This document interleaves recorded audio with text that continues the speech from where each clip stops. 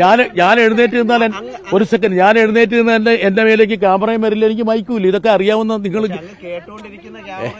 അത് കേട്ടോണ്ടിരിക്കണല്ലോ. പിന്നെ മന്ത്രി പറയുന്നത് കേട്ടോണ്ടിരിക്കണല്ലേ. രാഷ്ട്രീയത്തിൽ എന്ത് നിലവാരം നമ്മൾ പുലർത്തണം എന്നൊക്കെ ഉള്ളത് അവർ തീരുമാനിക്കണം. അതായത് ഡൽഹിയിൽ പാർലമെന്റിൽ BJPനെയും RSSനെയും ഒക്കെ ശക്തിയുക്തം എതിർക്കുന്നത് ആരാണെന്നുള്ളത് നമ്മുടെ ജനങ്ങൾക്ക് അറിയാം. അപ്പോൾ അതുകൊണ്ട് അതിലൊന്നും അവരുടെ കണ്ണിൽ പൊടിയിടാൻ പറ്റില്ല. പിന്നെ ഈ കുറച്ച് ലീഗ് അണികളും കുറച്ച് സൈബർ പിന്നെ പോരാളികളും കൂടി ചേർന്നിട്ട് ഇങ്ങനെ ഈ വളരെ അശ്ലീല സംബന്ധമായ കാര്യങ്ങളൊക്കെ എഴുതിയിടുന്നതൊന്നും നമ്മുടെ വിഷയമല്ല. ഒരു കാര്യം ഞാൻ വ്യക്തമായി പറയാം, കേരളത്തിന്റെ ആവശ്യങ്ങൾക്ക് വേണ്ടി കേന്ദ്രമന്ത്രിമാരെ നിരന്തരം കാണും. തടഞ്ഞു വച്ചിരിക്കുന്ന ഫണ്ട് കിട്ടാൻ വേണ്ടിയിട്ട് അവരുമായിട്ട് ചർച്ച നടത്തും. അതാണ് എന്നിൽ നിക്ഷിപ്തമായിരിക്കുന്ന ഉത്തരവാദിത്വം. ആ ഉത്തരവാദിത്വം നിർവഹിക്കാൻ വേണ്ടി ഞാൻ എന്നും സന്നദ്ധരാണ്. ഇപ്പോഴും ഞാൻ ധർമ്മേന്ദ്ര പ്രധാനെ അവിടുന്ന് കണ്ടു. അപ്പോൾ അദ്ദേഹം പറഞ്ഞു, എന്തിനാണ് ഈ വിവാദം ഇവർ ഉണ്ടാക്കുന്നത്, ഇവർക്കൊന്നും കാര്യങ്ങൾ മനസ്സിലാക്കുന്നില്ല എന്ന് ചോദിച്ചു. മാത്രവുമല്ല, കോൺഗ്രസ് ഭരിക്കുന്ന സംസ്ഥാനങ്ങൾക്ക് വേണ്ടിയിട്ട് PMCAയിൽ ഒപ്പുവെപ്പിച്ച് ഫണ്ട് കൊടുപ്പിച്ചതിന് മുഖ്യ കാർമ്മികത്വം വഹിച്ചത് AICC ജനറൽ സെക്രട്ടറി ആയിട്ടുള്ള KC വേണുഗോപാലാണ്. അതായത് കമാന്നൊരു എതിർപ്പ്, ഒരു വിയോജിപ്പ് കോൺഗ്രസ് ഗവൺമെന്റുകൾ പ്രകടിപ്പിക്കാതെ PMCയിൽ ഒപ്പുവെച്ച് ആയിരക്കണക്കിന് കോടി രൂപ ആ സംസ്ഥാനങ്ങൾ വാങ്ങിയെടുത്തു. അത് AICC ജനറൽ സെക്രട്ടറിയായ KC വേണുഗോപാലിന്റെ അധ്യക്ഷതയിലാണെന്നുള്ള കാര്യം എനിക്ക് വ്യക്തമായി അറിയാം. അത് മന്ത്രിയോട് വേണം നിങ്ങൾ ചോദിച്ചോളൂ. പക്ഷേ രാജസ്ഥാൻ മാത്രമല്ലേ ഇവർ ഒപ്പിട്ടിട്ടുള്ളൂ, കോൺഗ്രസ് സർക്കാർ ഒപ്പിട്ടിട്ടുള്ളൂ. രാജസ്ഥാൻ മാത്രമല്ലേ എന്ന് പറഞ്ഞാൽ രാജസ്ഥാൻ ഒപ്പിട്ടല്ലോ. ഏറ്റവും കൂടുതൽ ഫണ്ട് കിട്ടിയത് രാജസ്ഥാനിലെ കോൺഗ്രസ് ഭരിക്കുന്ന ഹിമാചൽ പ്രദേശ്, കർണാടക, തെലങ്കാന ഇവർക്കെല്ലാം കിട്ടുന്നില്ലേ? യഥേഷ്ടം എത്രയോ പണം കിട്ടുന്നു. രാജസ്ഥാനിൽ മാത്രം ഒരു വർഷം 3000 കോടിയില്ലേ? പിന്നെ ആര് BJPക്കാര്? അതേതാ BJPക്കാരാണ്? ആരാ BJPക്കാര്? കോൺഗ്രസ്സുകാര് BJPക്കാരാ. അത് തന്നെ അതെ. രാജസ്ഥാനിലും മറ്റോരോ രാജസ്ഥാൻ ഒഴികെയെന്ന് പറയുമ്പോൾ അവരൊപ്പിട്ടില്ലേ? ഇത് രാജസ്ഥാൻ എന്താ സംസ്ഥാനമല്ലേ? സംസ്ഥാനം. ഒരു സെക്കൻഡ്. ബ്രിഡ്ജായി നിന്നു കേന്ദ്രമന്ത്രി അതായത് കേരളത്തിന്റെ ആവശ്യങ്ങൾക്ക് വേണ്ടി കേരളത്തിനും കേന്ദ്ര സർക്കാരിനിടയിൽ പാലമായി നിൽക്കാൻ നിക്ഷിപ്തനാണ് ഞാൻ. അല്ലാതെ കേരളത്തിന്റെ പാരയായി നിൽക്കലല്ല എന്റെ പണി. കേരളത്തിന്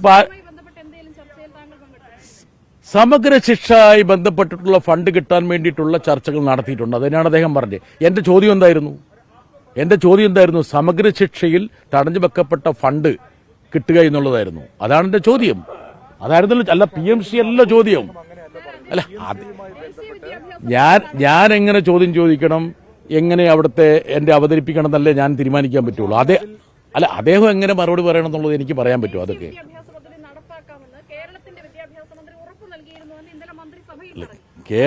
കേരളത്തിന്റെ വിദ്യാഭ്യാസ മന്ത്രി എന്തോ അദ്ദേഹം പത്രസമ്മേളനം നടത്തുന്നത് എന്ത് പറയുന്നുള്ള കാര്യം അദ്ദേഹത്തിന് അറിയാവുള്ളൂ. ഒരു കാര്യം ഞാൻ പറയാം, അതായത് ഈ ഫാസിസ്റ്റ് സംവിധാനത്തെ എതിർക്കുന്ന കാര്യത്തിൽ ഒരു കോൺഗ്രസ്സുകാരന്റെ ഒരു ലീഗുകാരന്റെ സർട്ടിഫിക്കറ്റ് ജോൺ ബ്രിട്ടാസിന് വേണ്ട.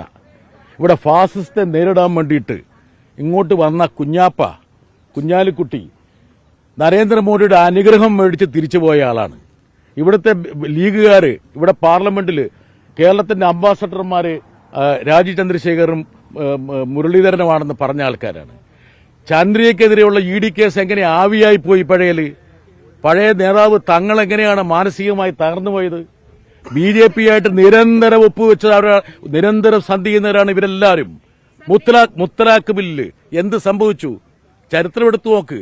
അത് മാത്രമല്ല, ഒരു സെക്കൻഡ് ഞാൻ പറഞ്ഞു കഴിഞ്ഞിട്ട്, KC വേണുഗോപാല് തന്റെ രാജ്യസഭാ സ്ഥാനം ആർക്കാ വെച്ച് നീട്ടിയത്?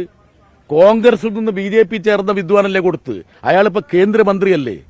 അയോധ്യയിൽ പ്രാണപ്രതിഷ്ഠ നടന്ന സമയത്ത് അതിനെക്കുറിച്ചുള്ള പ്രത്യേക ചർച്ച പാർലമെന്റിൽ നടന്നപ്പോൾ സമാജ്വാദി പാർട്ടിയും DMK ഇടതുപക്ഷവും ബോയ്ക്കോട്ട് ചെയ്തപ്പോൾ അതിൽ പങ്കെടുത്ത് പ്രധാനമന്ത്രിക്ക് സ്തുതിപാടിയവരല്ലേ കോൺഗ്രസ്സുകാര്? ഞങ്ങൾക്ക് കൂടി പങ്കുണ്ട് പറയുന്ന കേക്ക്, ക്ഷമയോടെ കേക്ക്. ഞങ്ങൾക്ക് കൂടി പങ്കുണ്ട് എന്ന് പറഞ്ഞ് ഈ പറഞ്ഞ രാമക്ഷേത്രത്തിന്റെ ഒരു ക്രെഡിറ്റ് അടിച്ചെടുക്കാൻ വേണ്ടിയല്ലേ കോൺഗ്രസ്സുകാർ ശ്രമിച്ചത്?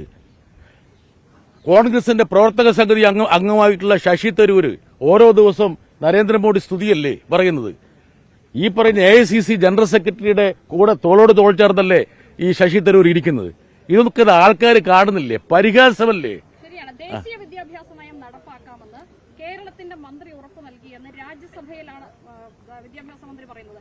അത് ശരിയാണോ തെറ്റാണോ എന്ന് കേരളത്തിൽ ഞാൻ ഒരു സെക്കൻഡ്, അതായത് വിദ്യാഭ്യാസ മന്ത്രിയും കേന്ദ്ര മന്ത്രിയും തമ്മിലുള്ള ചർച്ച എന്താണെന്ന് എനിക്കറിയില്ല. ഞാൻ ആ ചർച്ചയിൽ പങ്കെടുത്തിട്ടില്ല. മധ്യസ്ഥത എന്ന് ഉദ്ദേശിക്കുന്നത് എന്താണ്? കേരളത്തിൽ തടഞ്ഞു വെച്ച ഫണ്ട് കിട്ടാൻ വേണ്ടിയിട്ടുള്ള ശ്രമങ്ങളാണത്. ഈ പറയുന്ന ധർമ്മേന്ദ്ര പ്രധാൻ അദ്ദേഹത്തിന്റെ ഭാഷയിൽ പറഞ്ഞു. എനിക്കതിനകത്ത് യാതൊരു വിഷമവുമില്ല. അങ്ങെപ്പോഴെങ്കിലും നടപ്പാക്കാമെന്ന് കേരളത്തിന്റെ വിദ്യാഭ്യാസ മന്ത്രി പക്ഷേ ഒരു എതിർത്തില്ല. ഒരു കാര്യം തന്നെ, ഒരു സെക്കൻഡ്, നിങ്ങൾക്കിത് ഈ സഭാ നടപടികളുടെ രീതി അറിയില്ലേ? അതായത് എനിക്ക് മൂലചോദ്യം ചോദിക്കാം, 2 സപ്ലിമെന്ററീസ് ചോദിക്കാം, പിന്നെ ഞാൻ എഴുന്നേറ്റ് നിന്നാലും എനിക്ക് മൈക്കില്ല. ഇതൊക്കെ നിങ്ങൾക്ക് അറിയാവുന്ന കാര്യമില്ലേ? വളരെ ചെറിയ കാര്യങ്ങൾ പോലും നിങ്ങൾക്ക് അറിയില്ല എന്നുള്ളത് അറിയില്ലേ? ഞാൻ എഴുന്നേറ്റ് നിന്നാൽ ഒരു സെക്കൻഡ്, ഞാൻ എഴുന്നേറ്റ് നിന്ന് എന്റെ മേലേക്ക് ക്യാമറയും വരില്ല, എനിക്ക് മൈക്കുമില്ല. ഇതൊക്കെ അറിയാവുന്ന നിങ്ങൾ അത് കേട്ടോണ്ടിരിക്കണല്ലോ. പിന്നെ മന്ത്രി പറയുന്നത് കേട്ടോണ്ടിരിക്കണല്ലേ? അതൊക്കെ സഭയിലെ മര്യാദകളുടെ ഭാഗമല്ലേ? ഇതൊന്നും നിങ്ങൾക്ക് അറിയില്ല. ഇത് എത്ര കാലമായി ഇവിടെ ഡൽഹിയിൽ പ്രവർത്തിച്ചു തുടങ്ങിയിട്ട്? ഈ ചർച്ചകളിൽ സാർ ഈ നടത്തിയ മധ്യസ്ഥ ചർച്ചകൾ നടത്തി എന്ന് പറഞ്ഞല്ലോ, ഈ ചർച്ചകളിൽ എപ്പോഴെങ്കിലും PM ശ്രീ ഞങ്ങൾ ഒപ്പിടാമെന്ന് വാക്ക് കൊടുത്തിട്ടുണ്ടോ? ഞാൻ എത്ര വട്ടം പറഞ്ഞു. അതായത് PM ശ്രീ എന്ന് പറയുന്നത്, അതിൽ ഒപ്പിടണോ വേണ്ടയോ എന്ന് പറയുന്നത് കേന്ദ്രവും സംസ്ഥാന ഗവൺമെന്റും കൂടെ തീരുമാനിക്കേണ്ട കാര്യമാണെന്ന്. അതൊരു MP-യുടെ ഇതിൽ വരുന്നില്ലല്ലോ. MP-യുടെ ഉത്തരവാദിത്വമല്ലല്ലോ. ഞങ്ങളുടെ ഉത്തരവാദിത്വം എന്താണ്? എല്ലാ പാർലമെന്റ് സമ്മേളനത്തിന് മുന്നോടിയായിട്ട് മുഖ്യമന്ത്രി MP-മാരുടെ യോഗം വിളിച്ചു ചേർക്കും. തടഞ്ഞു വെക്കപ്പെട്ട തുകകളുടെ കണക്കുകൾ അവിടെ പറയും. കോൺഗ്രസ് MP-മാര് UDF MP-മാരും തലകുലുക്കി സമ്മതിക്കും. ഞങ്ങൾ പോയി മന്ത്രിമാരെ കാണാം, ശ്രമിക്കാം, ഞങ്ങൾ അവരുമായിട്ട് നെഗോസിയേഷൻ നടത്താമെന്ന് പറയും. ഞങ്ങൾ കൃത്യമായിട്ടത് ചെയ്യും. കോൺഗ്രസ്സുകാർ കേരളത്തിന് പാരമണിയും. എന്നിട്ടെന്ത് ചെയ്യും?